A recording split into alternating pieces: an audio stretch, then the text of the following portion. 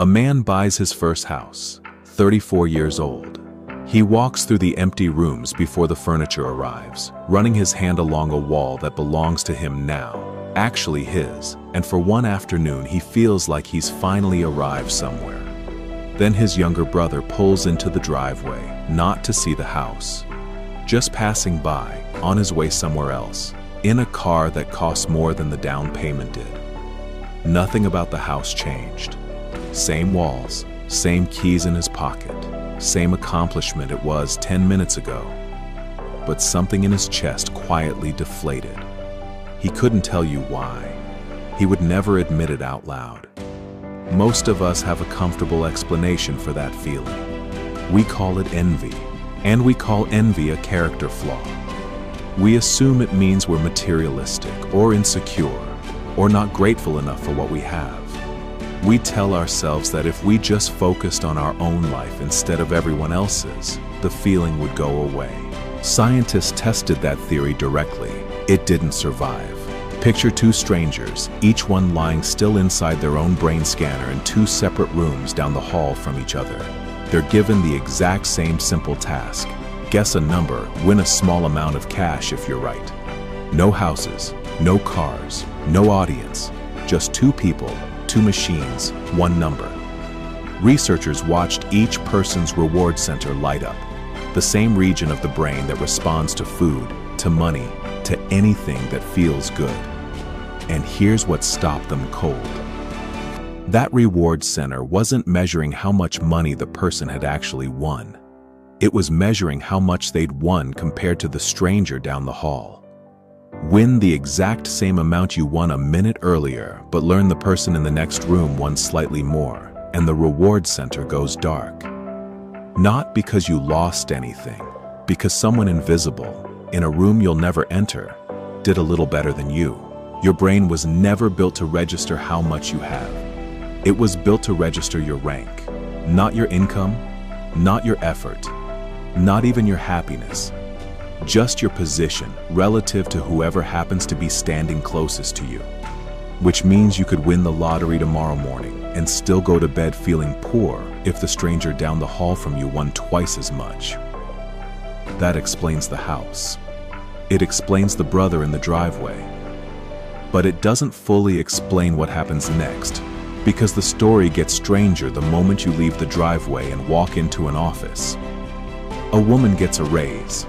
4%, a real number, the kind that actually shows up in her account. She calls her mother. She feels good about it genuinely for most of the day.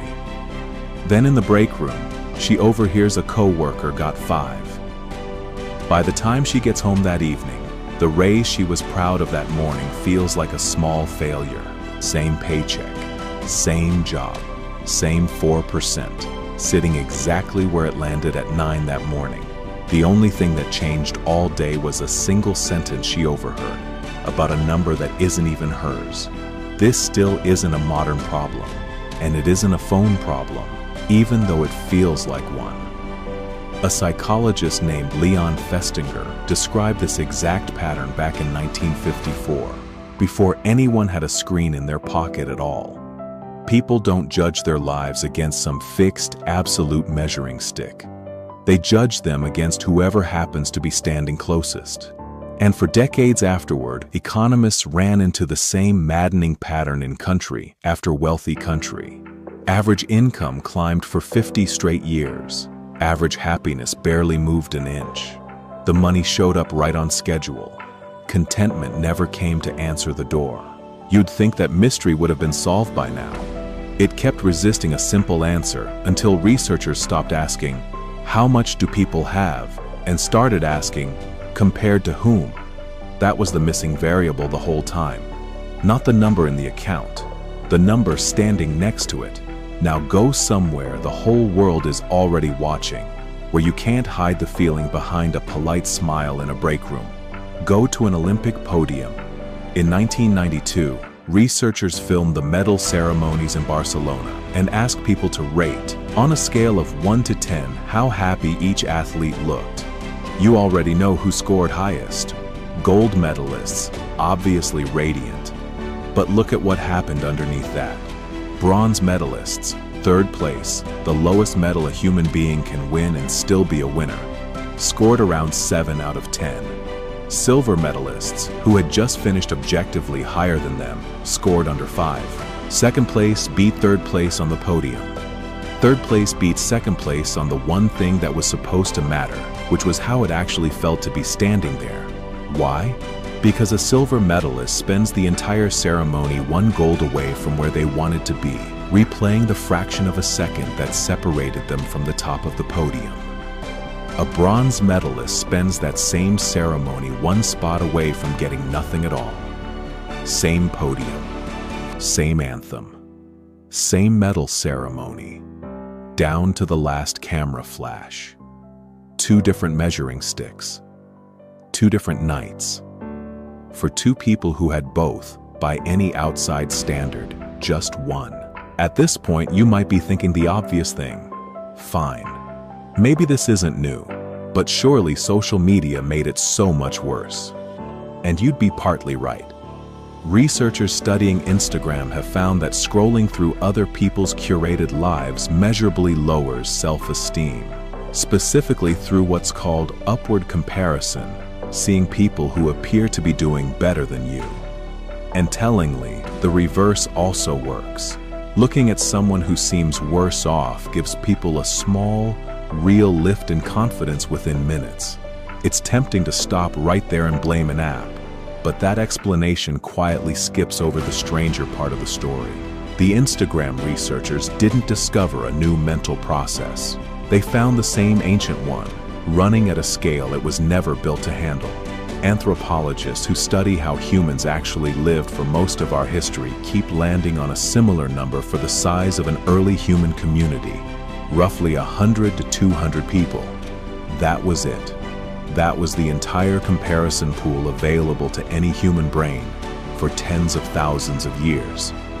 The total population of people you could ever measure yourself against for your whole life, from birth to death. Now open your phone before you've even gotten out of bed, and in 90 seconds you compare yourself to thousands of filtered, curated strangers before your coffee finishes brewing. The circuit inside your skull didn't change one bit. The size of the room it's standing in exploded around it. And in that much smaller ancient room, rank was never about pride. It was about survival, in the most literal sense there is. If you ranked low in that group of 150, you ate later, and in a hard season, sometimes not quite enough. If you ranked high, you got protection, a voice in decisions, first pick when there wasn't enough to go around.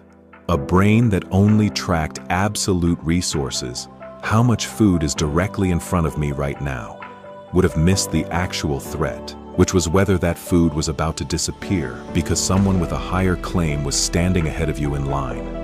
So evolution never built a brain that knows how to feel enough. It built one that only knows how to feel enough compared to them. That wasn't a flaw in the design.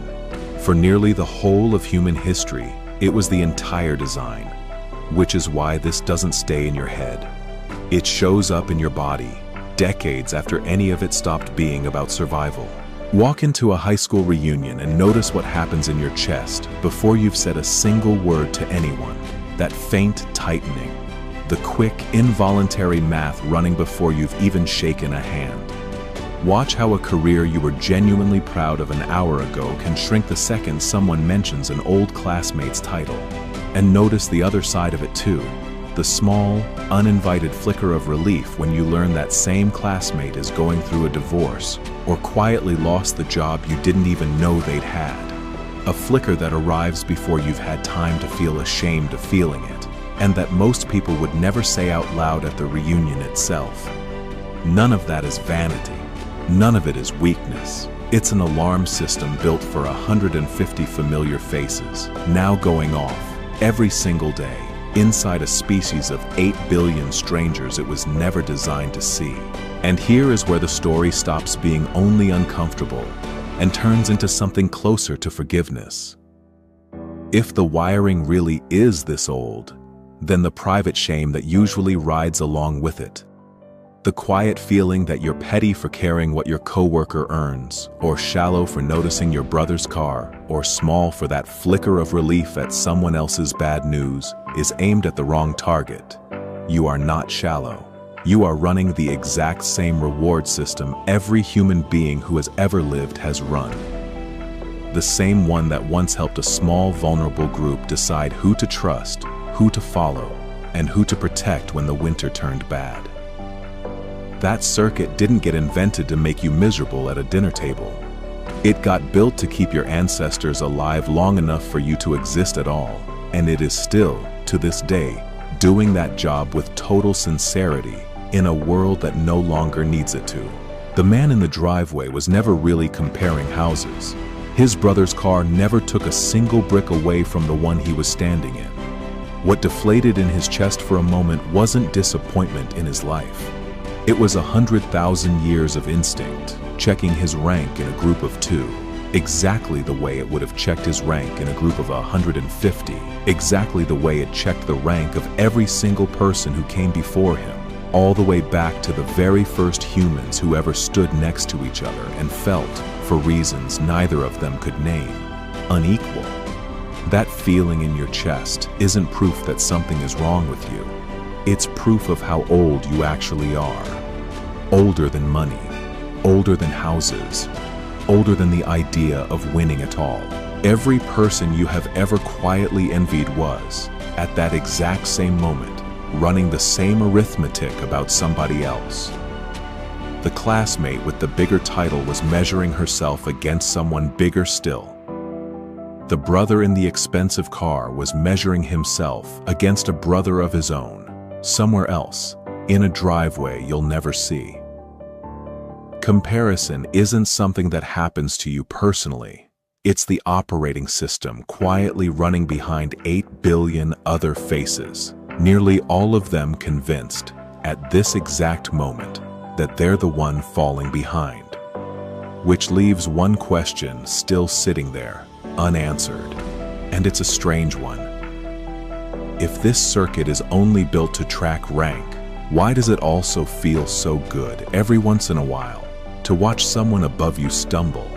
That's not envy anymore.